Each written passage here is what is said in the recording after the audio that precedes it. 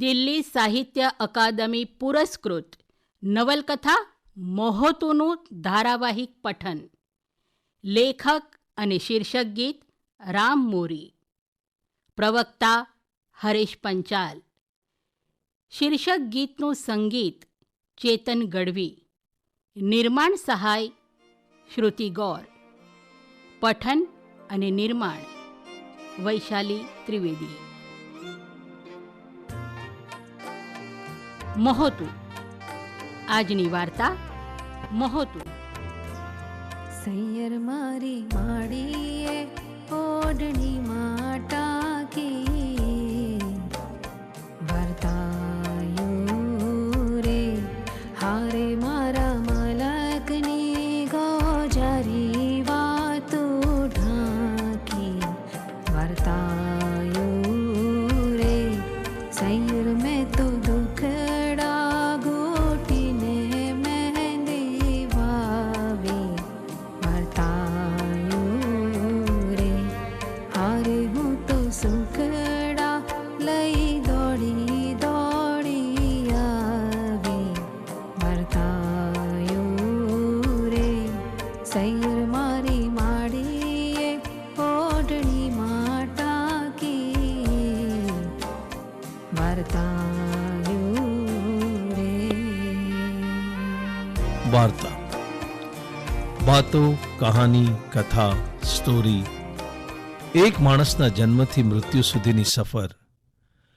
કંઈક કેટલાય પ્રસંગો, ઘટનાઓ, સંજોગો, લાગણીઓ, ઈચ્છાઓ, આકાંક્ષાઓની હારમાળા. સૌરાષ્ટ્રના એક ગામડામાં એક સમાજની દ્રષ્ટિએ સુખી એવા કુટુંબમાં જન્મેલી હર્ષા હર્ષાડી અને એના પણ અનેક સ્વપ્ન હતા. મસ્ત મોટી ડેલી, ડેલામાં માતા પિતા અને મોટી બહેન ભાવના. ભાવોડીની સાથે રહેતી હર્ષાને મન તો જીવનની કેડી એવી જ સરળ અને સીધી હતી જેવી પાદરેથી પોતાના ઘર સુધી પહોંચતો રસ્તો. સીધો, સપાટ, કિનારે હરિયાળા ઘેગુર, વડ, પીપળા, આંબા, આંબલી, લીમડાના વૃક્ષો અને એના પર બેસીને લહેર કરતા વિવિધ રંગી પક્ષીઓ. કૂવેથી પાણી ભરી જતી પાનીહારી અને તળાવે નદીએથી લુગડા ધોઈ ઢોરને પાણી પાઈને આવતા સ્ત્રી પુરુષો એને સંસાર સુખે તૃપ્ત જીવન જીવતા લાગતા. પણ શું એ વાસ્તવિકતા હતી કે માત્ર ભ્રમણા? પોતાની મોટી બહેન ભાવડીના લગ્ન અને વિદાય સમયે એની આંખે બંધાયેલા આંસુઓના તોરણ અને લગ્ન બાદ ઘરે આવતી ભાવોડીની આંખોના આંસુ કેમ જુદા લાગતા? ઘરની ઓસરીમાં ખાટલે 24 કલાક પોઢેલી સમાધિ અવસ્થામાં જીવતા દાદીમાં ફોનની ઘંટડીથી કેમ છળી મરતા? અને બા કંઈ જ બોલતી કેમ નહીં? અને કંઈ બોલતી તો બાપુ કેમ સહી નહોતા શકતા?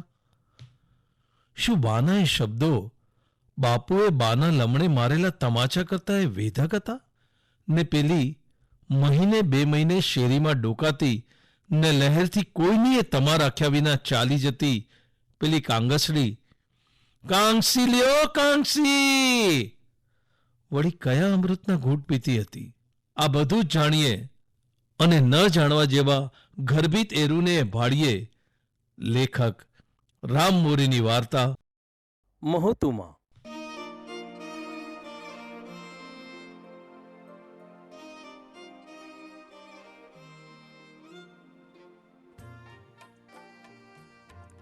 એ જય સગતમાં મારી બેનીને આ ડેલીમાંથી કાંગસડીનો અવાજ આવ્યો. આ કોરે બેઠી બેઠી હું ભરત ભરતી હતી. બાજુવાળા બાબરની બાવલીના ભરત ભરાયેલ કળાયેલ ઓશિકા જોઈને મને તાન ચડેલું તે દી રાત કોરે બેઠી બેઠી ભરત ભર્યા કરતી. આ અમારા ડોશીમાં તો ખાટલામાં ખુલ્લી આંખે સૂતાતા ને મારી બા વલોણાની ચાપ બંધ કરી એને પાંખડે ચોંટેલા માખણના ફોદા લૂછી લૂછીને છાલિયામાં કાંઠે ભેગા કરતી હતી. કાળી બપોરનો તડકો આખી ડેલી ઉપર મન મૂકીને વરસતો હતો. આ મારા 4 રૂમની ઓસરીમાં પંખાનો અવાજ બા જ્યારે બોઘડામાં હાથ નાખીને છાશ હલાવી હલાવીને માખણના ફોદા કાઢતી હોય એનો અવાજ ને અમારી ડોશીના એકાદ બે નિહાકા સંભળાય. એ સિવાય બીજી કોઈ ચહલ પહલ ડેલીમાં ન હોય. ઈ જ ટાણે કાંગસડીનું જય સગતમાં મારી બેનીને પખવાડીએ બપોર ટાણે સંભળાય. કાંગસડીનો અવાજ આવ્યો એટલે મેં બા સામું જોયું. એને ફટાફટ વલણું એક બાજુ કરી એને પાંખડા લૂછીને ટાંકો ખોલીને એમાં બોઘડું મૂક્યું ને કાંસાની તાસડીમાં છાશ ભરી, આવી ગઈ, આવું છો હો, એટલું બોલીને છાશની તાસણી હાથમાં લીધી ને એના રાણી કલરના લેરિયાનો છાતી સમાણો ઘૂમટો કાઢી અને બા હળહળાટ ડેલીએ પોગી ગઈ. હું દોડીને ઓલીપાની ડેલી બંધ કરી આવી.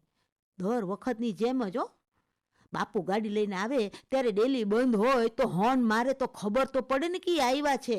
તો હટ બાને કહેવાય કે બા ફટાફટ ઘરમાં ગર, મારી બાપુ આવ્યા છે. મારી બાને આ કાંગસડી હારે ખબર નહીં પણ વર્ષોથી બેનપણા. આમ તો અમારે ડેલા બહાર નીકળવાનું બહુ બનતું ન થતું. એમાં વાતું વહોટી તો વળી કોની હારે કરવી. પેલા તો એ મજાના તીનના તપેલા ભરી ભરીને લુગડા લઈને નદીએ જાતા ને શીપર માથે લુગડાની હારોહાર કેટલીય વાતો પથરાઈ જતી. લુગડાએ નીચોવાય ને કંઈ કેટલીય ફરિયાદોએ નીચોવાય. પોતાના ધણીને કાંઈ ન કહી શકતી બાયું એના વરના ચોવણાને કે બુશર્ટ પેન્ટને બમણા જોરથી ધોકાવતી હોય એવું એ જોયેલું. ને સાબુના ધોણા ફીણ જેવા બાયુના હોકારા, હશે બાપા અસ્ત્રી અવતાર, આ બાંધી મુઠ્ઠી લાખની. આવા હોકારામાં તો ભલભલ્યુંના ઘરના કજિયાનો કોદળો નીકળી જતો. પણ હવે તો ભમરાળા આ ઘરે ઘરે નળ ગુડાઈ ગયા છે ને, તે પોતે ધૂણવાનું ને પોતે ધૂપ દેવાનો, આ એકલા એકલા ધોકાવાનું ને એકલા એકલા નીચોવાનું. પેલી નદીએ બાયુના ટોળા હોય એવી કાંઈ મજા ન આવે. નદીએ લુગડા ધોવા જવાના બાને બા ઘણી બધી વાર બાયુ હારે વાતો કરવા જતી. પણ જ્યારથી આ નળ આવી ગયા કે બધ્યું બાયું વિચાર્યું ને એના ઘરનો ડોળ ઘરમાં જ કાઢવો પડતો. એવા ટાણામાં આ એક કાંગસરી જ હતી કે જેની આગળ બા પેટ ભરીને વાતું કરતી. બાપુને આ બધું ન ગમે. મૂળે અમારી ડેલીની વાત કરતા આખો વસ્તાર વહવાયાનો. તે બાપુને ઈ જ ન ગોઠે ને ઘણી વાર કીધા કરે, આ આવા ને આવા મહોતા હારે વળી હું સંબંધ રાખવાનો, એની હારે તો વાટકી વ્યવહારે ન હોય. એટલે બાપુ આવે ને કે બા ડેલામાં કાંગસડી હારે હોય તો એ બાપુ બાનો વારો પાડ્યા વગર ન રહે. મને છે ને બાપુ બાને કાનમાં કીડા ખરી પડે એવી ગાળીઓ આપે ને એવું કાંક બોલે ને એમાં બહુ વાંધો નહીં. બા કે ને એમ કે અસ્ત્રીના અવતારને મલક આખાની જીભની ટેવ પડી ગયો હોય. આ કાનમાં મોટા ઠોળિયા અને વધારાના વિંધાની ટીબક્યું એટલે જ છે કે આ બધું કાનમાં જ કાઢ નાખવાનું, હંગરવાનું નહીં. પણ બાપુ ક્યારેક ક્યારેક બા પર હાથ છૂટો કરી લે ને એ મને ન ગમે. એટલે જ હું બાની હારોહાર રહું. મારી બા તો બહુ જ બોલતી ને વાતે વાતે દાંત કઢાવતી. પણ જ્યારથી આવી કાળી બપોરે જાગધારમાં પૈણાવેલી મારી મોટી બેન ભાવડી ખુલ્લા પગે બળબળતી બપોરે ઘેર ભાગી આવેલી, ઈ ટાણાથી બાનું બોલવાનું ને દાંત કાઢવાનું બંધ.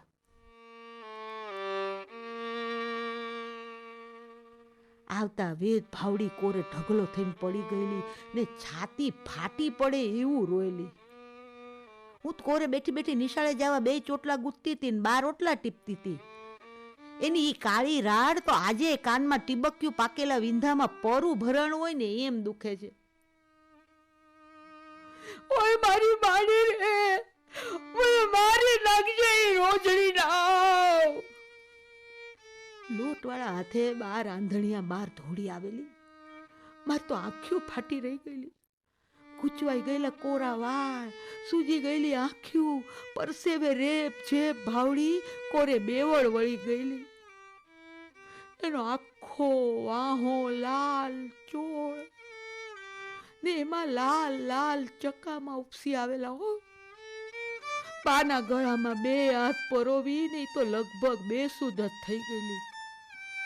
ને હું તો જડની જેમ ઊભી ઊભી જોઈ રહેલી. હું કરવું એ કઈ સમજાતું જ નહોતું.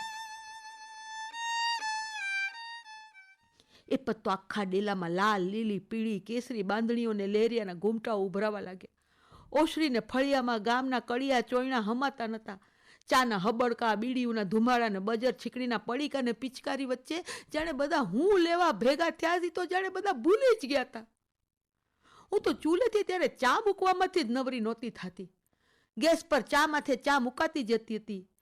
પૂળો પૂળો મૂછોને સાઈડમાં કરી ચાઉ ઢીસતી એ બધી કરચલીઓ જાણે કોઈ અગમ ઉકેલ આપવાના હોય ને એમ આંખ્યું બંધ કરી મોઢામાંથી એના બાપના મસાણિયાનો ધુમાડો કાઢતા કાઢતા ખાટલે ગોઠવાઈ ગયેલા.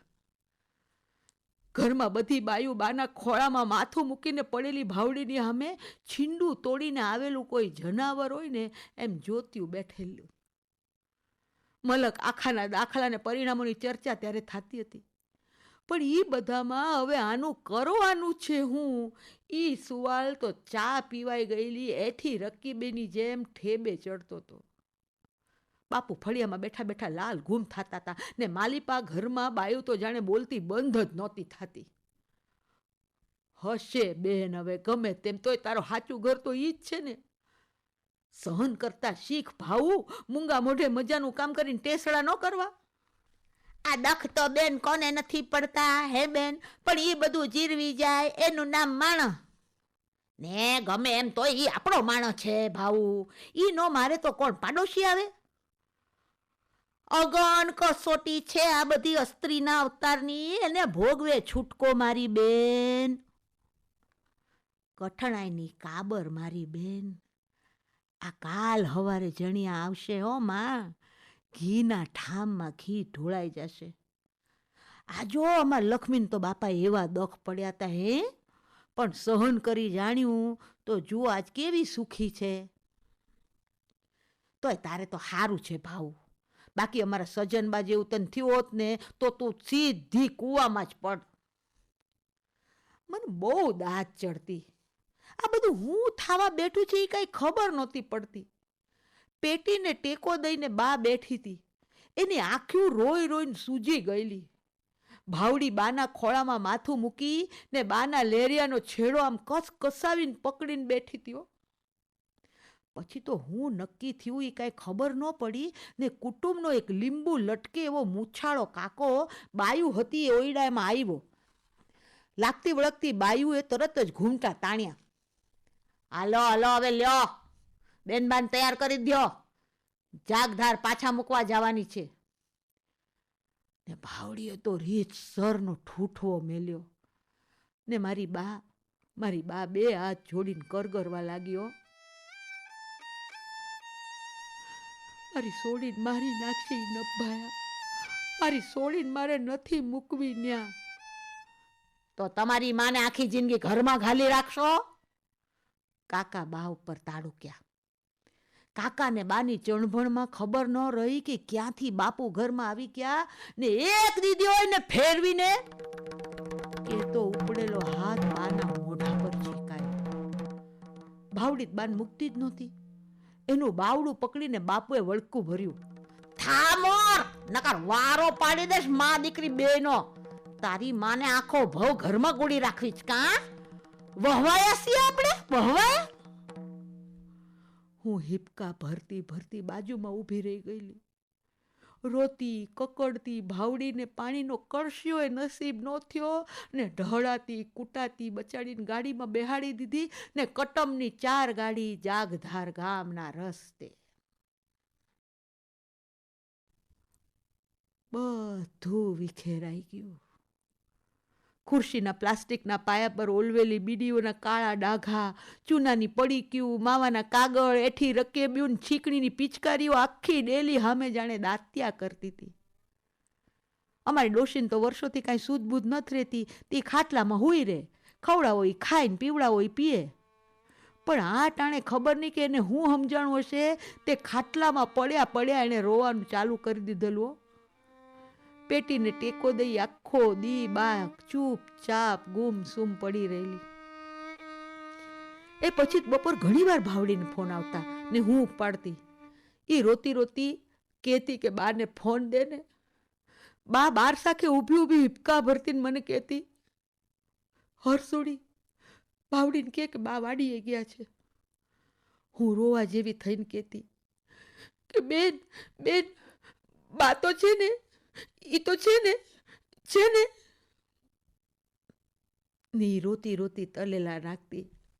નભાઈ તને તો ખોટું બોલતાય નથી આવડતું. ને એનો ફોન મુકાઈ જતો. એ પછી બા ક્યાંય સુધી એ ફોનને પકડીને બસ રોયા જ કરતી. બા ઘણીવાર કામ કરતી કરતી એનામાં ખોવાઈ જાય, દૂધ ઉભરાઈ જાય, રોટલા બળી જાય, ફળિયું વાળતી વાળતી હેઠી બેહી પડે, નળ હેઠે ડોલ છલકાતી હોય ને બા તો લમણે હાથ મૂકીને બસ રોયા જ કરે, રોયા જ કરે.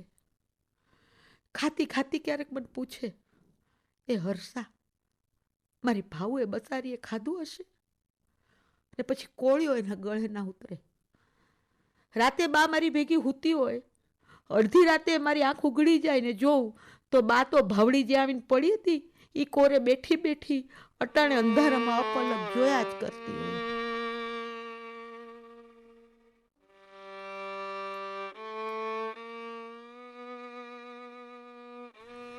તે ઈ ટાણામાં કાંગસરી આવતી થઈ ને એની બાની હારે બેનપણા થયા. તે બા એની એકની હારે બધી વાતું કરતી. પખવાડે ગામમાં કટલેરીનો સુંડલો ભરીને આવતી આ કાંગસરીનો મને ભારે લગાવો. એની પાસે ભાત ભાત ને જાત જાતની વાતી હોય. આટલા વરસથી આ ગામમાં આવે પણ બપોરા એ અમારી ડેલીમાં કરે. એ આવે ને જય સગતમાં મારી બેનીને બોલે એટલે આ બા તાહણી ભરીને છાશ ડેલીમાં લઈ જાય. પછી કાંગસરી રોટલો, ગાંઠિયાનું શાક, ડુંગળીને છાશ પીતી જાય ને વાત્યું કરતી જાય. અમાર ગામની સોડિયુંને હટાણું કરવા ધાઈ તાઈ જવા તો મળે ત્યાં કાંગસરી જ બધા સમાચાર લાવતી. બેન આ બંગડી તો જુઓ, સમક સલ્લો ફેશનની છે હો. ને આ જુઓ નખ રંગવાની સીસી, એની માલિપા 3 કલરની ભાત પડે છો.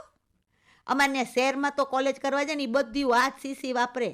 ને આ કાનમાં પહેરવાના લાંબી સરિયુંના બુટિયા, આજકાલ આનું બહુ ચલણ છે હો, ટીવીમાં નથી જોતા? ઈ નો લે બેન, એની ફેશન નથી. આ ચાંદલા જો, એમાં દીપિકાનું ફોટો છે કે નહીં? હે, દીપિકા આ ચાંદલા ચોટાડે છે હો. હું એને આમ એક ધારી બોલતી જોયા જ કરતી. વેલ્વેટનો પીળા કલરનો ને માલિપા લાલ ચાંદલાવાળો કમખો, આસમાની વેલ્વેટનો ઘેરદાર ચણિયો ને એમાં મોરલાની ભાત ને લીલા પીળા કેસરી મોતી ભરત ને માથે શ્યામ ગુલાબી કલરની રંગ ઉડી ગયેલી મોહોતા જેવી આછી ઓઢણી. બાપુ કાંઈ આમને લોકોને અમસ્તા તે મોહોતું નહોતા કહેતા. એની ઓઢણીની જરીવાળી કોર તડકામાં બહુ જ તપકે હો. 2 હાથમાં લીલી લાલ ને પીળી બંગડી, ગળામાં લાંબી કાળા પીળા મોતીની માળા, કાનમાં ચાંદીના મોટા જાડા જાડા બુટ્ટા ને બુટ્ટાની પાતળી હાંકળ જેવી સરિયું ઠેઠ વાહે અંબોળા હારે પીનમાં ખોસેલી. એણે એના જાડા કાળા ભંભર વાળને અંબોળામાં કસકસાવીને બાંધીને કાળી જાળીમાં ગૂંથેલા હોય. કપાળે રૂપિયાના સિક્કા જેવો મોટો ગોળ ચાંદલો ને દાંત કાઢે ને ત્યારે એના પીળા પડી ગયેલા માવો ખાતા દાંત ચમકે. ઝાડા હોઠ, ગળાબાને 2 હાથમાં મોર, પોપટ, ટીબક્યું, વીછી, ઓમની ને કાન ગોપીની ભાત પડાવેલી. એનું ભરાવદાર ડીલ ને કમખાને ચણિયાની વચાળ લચી પડતા પેટ પર ધોળા લાલ મોતી ભરેલો ફિક્કો પડેલો કંદોરો. મશીનની કાળી ભાત પડાવેલ પગ પર ચાંદીના મેલા ઝાંઝર. મને એના હોઠ હેઠેની કાળી ટીલી બહુ ગોઠતી હો. તે એક દી હું તે ખાટલો ઢળી કાળી સ્કેચ પેનથી મારા હોઠ હેઠળ કાળી ટીલી કરતી હતી ને 100 કેચમાં જોઈને મલકાતી હતી ત્યાં મારી બા ભાળી ગઈને મને ખીજાણી. ન ભાઈ તારો બાપ ભાળશે ને તો વારો પાડી દેશે, ભૂસા બધા વણઝાર જેવા વેશ. કાંગસડી આવતી ત્યારે એના પગમાં મેં તો ચપ્પલ કોઈ દી જોયા નહોતા.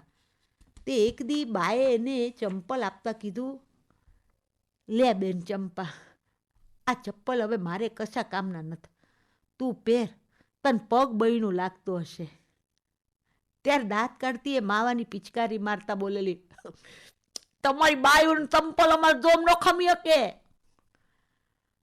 હું બાન ઘણી ભેર કહેતી, બા આની પાસે તો જાત જાતનું તૈયાર થવાનું છે, તો કેમ એ તૈયાર થઈને આંટા નહીં મારતી હોય? એની વગનું જ છે બધું હુંડલામાં, તોય ભૂત જેવી થઈને કાં આંટા મારતી હોય છે? ત્યારે બા કહેતી, પોતાની વગ બધે જ વાપરી હકાતી હોત તો કેવું સારું હોત. આટલું બોલી બા ફરી ગુમસુમ થઈ જતી. કાંગસરી એનો સુંડલો મૂકે ને સોડ્યું ટોળે ટોળા ઉમટી પડ્યો. એક હાથ લાંબુ બાસકુઈ સુંડલામાં હારે લઈને જ આંટા મારતી હોય. એની એક એક ગાંઠ છૂટતી જાય ને ભેંગી કાંગસરીની વાતી હોય છૂટતી જાય. બા ક્યારે ભાવડીની વાત્યો કાંગસરી પાસે ન કરતી, પણ એની પાસે તો ગામ આખાની વાત્યો હોય. ઈ ગામ આખાની વાતું કરતી જાય ને રોટલો ચાવતી જાય. બા એને દર ફેરે છાશ આપે તે ઈ કાંગસરી મને ચાંદલાનું પાકીટ મફત આપે. હું ન લઉં ને તો બા તરત જ કે લઈ લે, હવે માસી થાય, ના ન પડાય. લ્યો હવે આ કાંગસરી મારી માસીએ થઈ ગયેલી. એક બે વાર તો બધું જોવામાં હું એટલી તલ્લીન થઈ ગઈ હતી કે ક્યારે બાપુ આવી ગઈ એની ખબર જ ન રહી. ને ઈ ટાણે તો બાપુએ આખો ડેલો માથે લીધેલો. કાંગસરીના બંડીકો લઈને મારવા ધોડેલા. ખૂટ્યલ મારીની હળી ભીસા ખેરવી નાખીશ, તારે જો હવે ડેલીમાં પગ મૂક્યા છે તો ટાંટિયા ભાંગી નાખીશ. આખી વાતને ગાંઠિયું વાળતી હોય એમ કાંગસરી ઊભી થયેલી. એ બાઈ ઉપર જોરકા બતાવે ભાઈ, ક્યું તારું ગરસ લૂંટવા આવી હતી કે આટલો રાતો બીળો થાચો? હું તો જો આ હાલી. ને પછી નમતી બપોરે સુનલો માથે ચડાવી ઓઢણીને છેડો દાંત હેઠે દબાવી ગઈ તે ગઈ. પછી કેટલાય દી દેખાણી નહોતી. આ ભાવડી ઘેર આવી હતી એ દાડાથી બાપુનો અમારી ઉપર કડપ ને હાથ વધી ગયેલો. આ વાતે વાતે બા ઉપર છૂટો ઘા કરી દીધા. તે દિવસે બપોરે એ રોંઢો કરતા હતા ને હું અમારી ડોશીને ટેકો દઈ બેહાડીને શાકમાં રોટલો ચોળેલો હતો એને કોળિયા દેતી હતી ને મારી બા બારસાખે ઊભી ઊભી લહેરિયાના ઘૂમટામાંથી ખાલી એટલું જ બોલેલી, ઘણા દી થઈ ગયા ભાવડીને બાપુ, તમે એક આંટો દીકરી પાસે મારી આવો તો. ને ખણ કરતો છૂટો તાંસળીનો ઘા બા સામે થયો હતો. કપાળે હાથ દઈ બા ઉંબર ઉપર હેઠી બેઠી. અડધો રોંઢો મૂકીને બાપુ ઊભા થઈ ગયા ને બાને હજુ કંઈક વધુ મારવા જાય એ પહેલાં તો હું ધોડીને બાની આડી પડી ગઈ. તારી મને જથે કોડાણીની, તારી માએ મારી આબરૂના ઓછા ધજાગરા કર્યા છે કે તારે હજી મને ન્યા મોકલવો છે? તારામાં તો અક્કલનો છાંટો નહીં તે સોડિયુંમાં શું આવે? જલમ્યા ભેગી મારે તો જળુમમાં ગુડી દેવાની જરૂર હતી તો આ દી જ ન આવત. એ પછી ગામમાં મારું 8મું ધોરણ પૂરું થઈ ગયું, પણ ભાવડીવાળા કેસને લીધે પછી અપડાઉન કરવા બાપુએ મને બાજુના ગામ સુધીએ ન જવા દીધી. મારી હારની બધી સોડીઓ સાયકલની ટંકોરી ખખડાવતી અપડાઉન કરતી થઈ ગઈ. પણ ભાવડીના કેસને લીધે મારે નસીબી ન થયું તો મેં કહી દીધું બળ્યું ભણતર, ભરત ભરવા બેસી જાઓ. બાની સૂજી ગયેલી આંખ્યું જોઉં તો એમાં મને ભાવડીના ખુલ્લા વાસામાં પડેલા લાલ ચકામાં જેવા દોરા દેખાય. અમારા ડોશીમાને હું શાકમાં રોટલો ચોળીને ડેકો દઈને બેહાડીને કોળિયા એનામાં મોઢામાં મૂકતી હોઉં ત્યારે મને એમની ફિક્કી પડેલી આંખ્યુંમાં થીજી ગયેલા એકાદ બે લાલ દોરા તકતકતા દેખાય. બા કહેતા હતા કે અમારે એક ભાઈ હતા, વસન ભાઈ બા, મારા બાપુને મોટા બેન. એને સાસરે વળાવ્યા એ ટાણે અમારા ડોસાજીએ હયાત. તે ન્યા સાસરે કંકાસથી કંટાળીને એક દી એણે અગન પછડ ઓળી લીધો, બળી મરેલા. તે એના ક્રિયાકર્મ પતાવ્યા પછી અહીંયા ભળ ભાખડે ફોન આવેલો કે તમારી દીકરી બળી મરી છે. તે અમારા ડોસીની વાત તો એટલું વહમું લાગી ગયું હતું કે મારી દીકરીએ એના દખ બાબત મને કાંઈ કેવરાવ્યો હોય નહીં ને હું માં થઈને મારા જણિયાનું દખ સમજે ન હકી.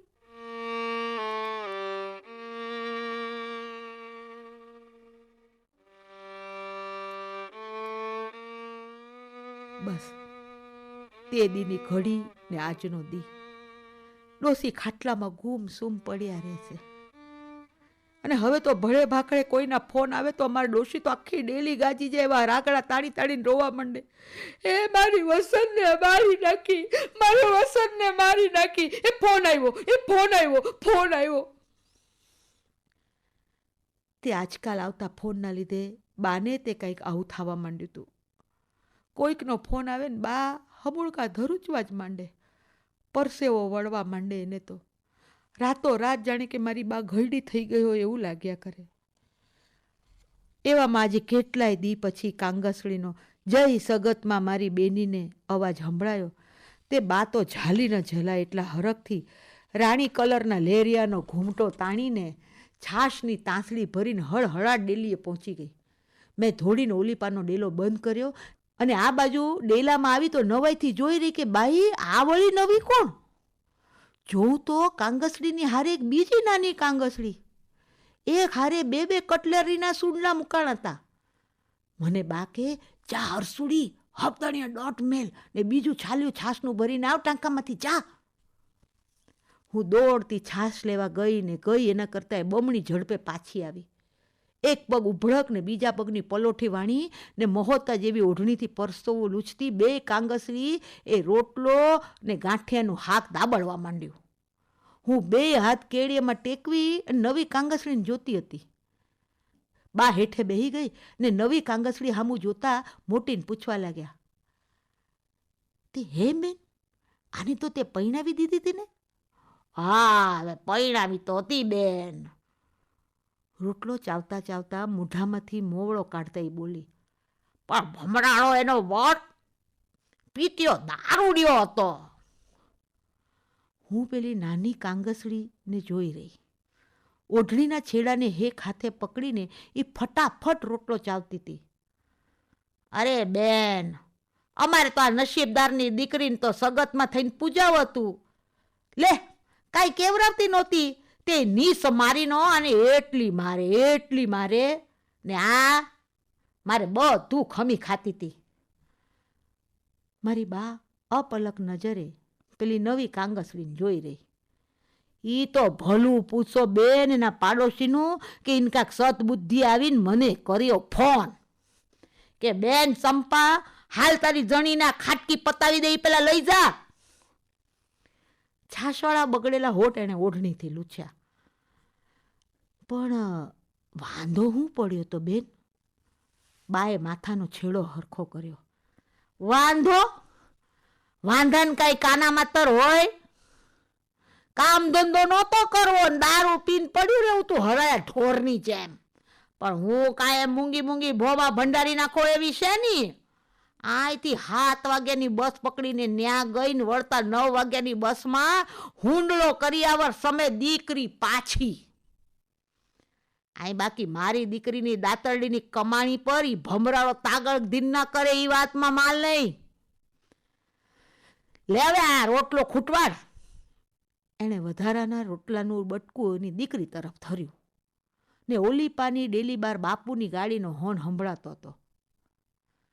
બેન, આદમી વગર કઈ તાવડી ટેકો લઈ જાય છે? જીવતર તો એના વિના ધોળ્યું જાય. આ મારું ગયું એવું. મારી માએ કાંગસિયું વેચતી, હું એ વેચું છું ને હવે મારી દીકરીએ વેચશે. હું ફેર પડવાનો છે? પણ ઈ એની માના વરો નચાવે એમ નાચે ઈ વાત ખોટી. હું બાકીનું સાંભળવા ન રોકાણી. ધોડીને ઓલીપાના ડેલે ગઈને ડેલો ઉઘાડ્યો. ક્યાં મરી ગઈ તી? કાનમાં ડટ્ટા ભરાવ્યા છે? હે, આ હું તો. બાપુને જવાબ દીધા વિના ઈ ગાડીને ઘોડી ચડાવે ત્યાં તો હું ધોડીના ડેલીમાં પોગી ગઈ. બાનો હાથ પકડીને કહેવા માંડી, બા, માર બાપુ આયા છે, હદણ ઘરમાં ગોર. બે કાંગસડીઓએ સુંડલા માથે ચડાવ્યા. બાએ બ્લાઉઝમાંથી પાકીટ કાઢ્યું ને 10ની નોટ કાઢી ને નાની કાંગસડીના હાથમાં મૂકી. ઓલી નહોતી લેતી. તે કાંગસડી એની દીકરીને કે, લઈ લે, માસી થાય, ના ન પડાય. બાની આંખ્યું ભરાઈ આવી. એણે દુખણા લીધા ને આવજે એવું કંઈક બોલવા જેવું કર્યું, પણ એનું ગળું ભરાઈ આવ્યું હતું, તે બોલાયું નહીં. ને બાપુ ફળિયામાં રાડ્યું નાખતા હતા. ક્યાં મરી ગયું બે રખડેલા પેટની? હું દોડીને ફળિયામાં ગઈ. ક્યાં છે તારી માં? ડેલીમાં. ન્યા હું એના બાપની દાટી તી? ઠેક, ઓલી આવી હશે હે ને મહોતાવળી. આટલું બોલીને એમણે મોટા મોટા ડગલા ભર્યા ડેલી બાજુ. રસ્તામાં ભીતે ટેકવેલી સોટી એમણે હાથમાં લીધી. હું એ ધોડતી બાપુની હારોહાર ડેલીમાં. જોયું તો તડકાની સોનેરી લાઈ વચાળ ચપ્પલ વગરના મા દીકરીના પગ ધીમીન મક્કમ હાલે હાલતા હતા. પવન ફૂંકાતો હતો ને એમાં એની ઓઢણીઓ ઉડાઉડ કરતી હતી. એ ઓઢણીને દાંત તળે દબાવી મા દીકરી શેરી ઉતરતી હતી. દીકરીના ઉઘાડા ખભા પર માનો હાથ ઢંકાયેલો હતો. આ બાજુ ડેલીમાં બા ક્યાંય સુધી મા દીકરીને આમ જાતા જોઈ રહી. પવન બાના માથે ઓઢેલા લેરિયામાં ભરાડો ને લેરિયાનો છેડો ઉડાઉડ કરતો હતો. મને બાપુને 2 ઘડી કહેવાનું મન થઈ ગયું. બાપુ, મહોતું મારી બાએ ઓઢ્યું છે. લેરિયું પહેરીને ઓલી મા દીકરી તો ક્યારની એ નીકળી ગયું.